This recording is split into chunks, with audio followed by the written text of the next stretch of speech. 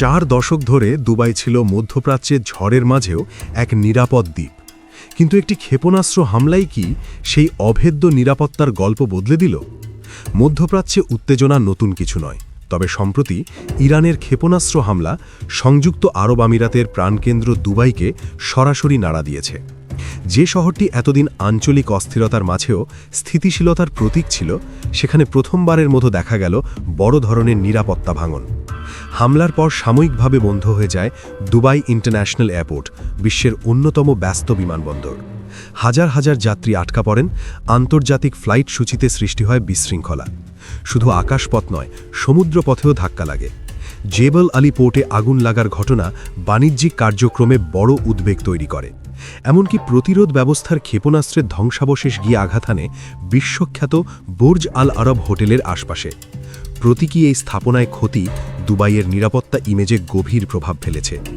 UAE সরকারের তথ্যমতে এই হামলায় ৩ জন নিহত ও ৫৮ জন আহত হয়েছেন।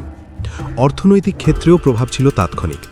আবুধাবি ও দুবাইয়ের শেয়ার বাজার টানা ২ দিন বন্ধ রাখা হয়, যা দেশটির বাজার ইতিহাসে বিরল ঘটনা। বিনিয়োগকারীদের আস্থায় বড় ধাক্কা লাগে।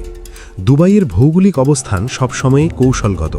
স্ট্রেইট অব হরমুজ দুবাইয়ের খুব কাছেই, আর তার ওপারে ইরান। এই প্রণালী বিশ্ব জ্বালানি বাণিজ্যের লাইফলাইন, ফলে আঞ্চলিক উত্তেজনার সরাসরি প্রভাব ফেলে আমিরাতের নিরাপত্তা ও অর্থনীতিতে। তবুও গত 4 দশকে দুবাই এই ভূগোলকে ঝুঁকি নয়, সুযোগে পরিণত করেছিল।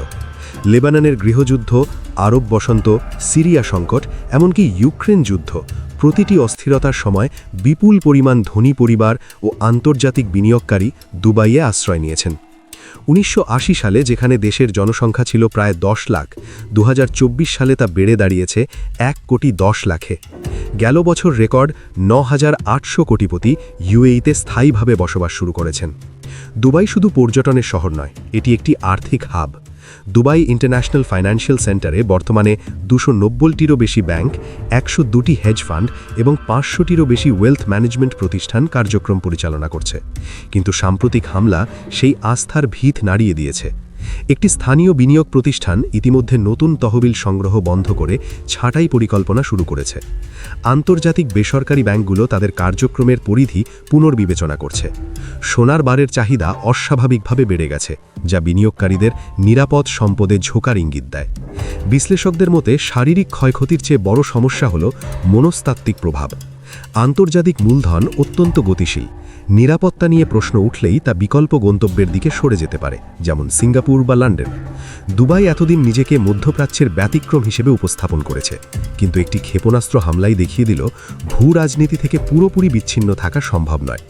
দুবাইয়ের জন্য এখন সবচেয়ে গুরুত্বপূর্ণ বিষয় হল দ্রুত স্থিতিশীলতা ফিরিয়ে আনা। যুদ্ধ যত দীর্ঘায়িত হবে, ততই বিনিয়োগকারীদের আস্থা কমার ঝুঁকি বাড়বে। 4 দশক ধরে গড়ে ওঠা নিরাপদ আশ্রয় ইমেজ কি টিকে থাকবে, নাকি এই হামলা মধ্যপ্রাচ্যের আর্থিক মানচিত্রে নতুন অধ্যায়ের সূচনা করবে, সেটাই এখন।